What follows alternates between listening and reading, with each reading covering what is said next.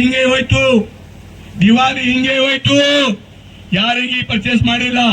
ದಿವಾಳಿ ಪರ್ಚೇಸ್ ಮಾಡಿರಿ? ಏನು ಪರ್ಚೇಸ್ ಮಾಡಿರಿ? ಏನ್ ತಿನ್ಬೇಕು? ಸೋಯಾಬೀನ್ ಬ್ಯಾಗ್ ಹೋಯ್ತು, ಹುಡುದು ಹೋಯ್ತು, ಏನ್ ತಿನ್ಬೇಕು? ಅದಕ್ಕಾಗಿ ಈ ರೈತ ವಿರೋಧಿ ಸರ್ಕಾರಕ್ಕೆ, ಮುಖ್ಯಮಂತ್ರಿಗೆ, ವಿಶೇಷವಾಗಿ ನಮ್ಮ ಜಿಲ್ಲೆ ಮಂತ್ರಿಗೆ ನಾನು ಹೇಳಕ್ ಇಚ್ಛಾ ಪಡ್ತಾ ಇದ್ದೀನಿ. ನಮ್ಮ ಬೇಡಿಕೆ ಇದೆ, ಪ್ರತಿ ಎಕರೆ ರೈತರ ಅಕೌಂಟ್ ನಲ್ಲಿ 25,000 ಬರಬೇಕು.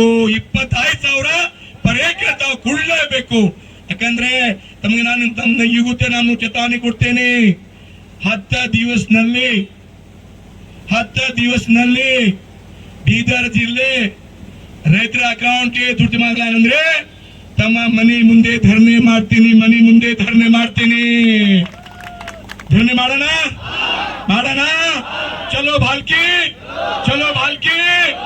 ನಮ್ಮ ಮುಖ್ಯಮಂತ್ರಿ ಗೊತ್ತಿಲ್ಲ, ಸರ್ಕಾರ ಗೊತ್ತಿಲ್ಲ, ತಾವೇ ಸರ್ಕಾರ, ತಾವೇ ಇನ್ಚಾರ್ಜ್ ಮಿನಿಸ್ಟರ್, ತಮ್ಮ ಮಗ MP. ಅದಕ್ಕಾಗಿ ತಮ್ಮ ಜವಾಬ್ದಾರಿ ಇದೆ. ವಿನಂತಿ ಮಾಡ್ತಾ ಇದ್ದೀನಿ, ದೀಪಾವಳಿ ಮುಂಚೆ ಎಲ್ಲ ರೈತರ ಅಕೌಂಟ್ಗೆ 25,000 ಎಕರೆ ಹೋಗ್ಬೇಕು. ಮಾತಾಡ್ಬೇಕು. ಸೋಯಾಬೀನ್ ಬಂದರ ಸೋಯಾಬೀನ್ ಹೆಸರು ಉರ್ದು, ಸೋಯಾಬೀನ್, ಜೋಳ, ತೊಗರಿ ಏನ್ ಮಾಡ್ಬೇಕು? ಏನ್ ಬೇಕು? ಏನ್ ಮಾಡ್ಬೇಕು? ಸರ್ಕಾರ ಏನ್ ಮಾಡ್ಬೇಕು? ಮುಖ್ಯಮಂತ್ರಿ ಬಂದಾರ? ಇನ್ಚಾರ್ಜ್ ಮಿನಿಸ್ಟರ್ ಖಂಡ್ರೆ ಬಂದಾರ? ರೆವಿನ್ಯೂ ಮಿನಿಸ್ಟರ್ ಬಂದಾರ? ಅಗ್ರಿಕಲ್ಚರ್ ಮಿನಿಸ್ಟರ್ ಬಂದಾರ? ಈ ಟೈಮ್ ನಲ್ಲಿ ನಾನು ಹೋರಾಟ ಜೋರ್ನಲ್ಲಿ ಮಾಡಬೇಕು, ಹೋರಾಟ ಮಾಡಬೇಕು. ರೈತರ ನ್ಯಾಯ ಸಲುವಾಗಿ, ರೈತರ ಹಕ್ಕಕ್ಕಾಗಿ ಎಲ್ಲ ಸೇರಿ ನಾನು ಹೋರಾಟ ಮಾಡಬೇಕಾಗತ್ತೆ. ಬಂಧುಗಳೇ, ನಾನು ಮುಖ್ಯಮಂತ್ರಿಗೆ ಹೇಳಕ್ಕೆ ಇಚ್ಛಾ ಪಡ್ತೇನೆ.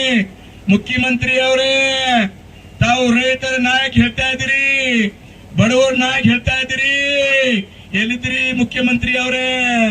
ಬೀದರ್ ಜಿಲ್ಲಾ ಹವಾಯಿ ಸರ್ವೆ ಮಾಡಿದಿರಿ, ಜಮೀನಿಗೆ ಯಾರು ಬಂದಿಲ್ಲ, ತಾಯಿ ಭೂಮಿಗೆ ಯಾರು ನೋಡಿಲ್ಲ.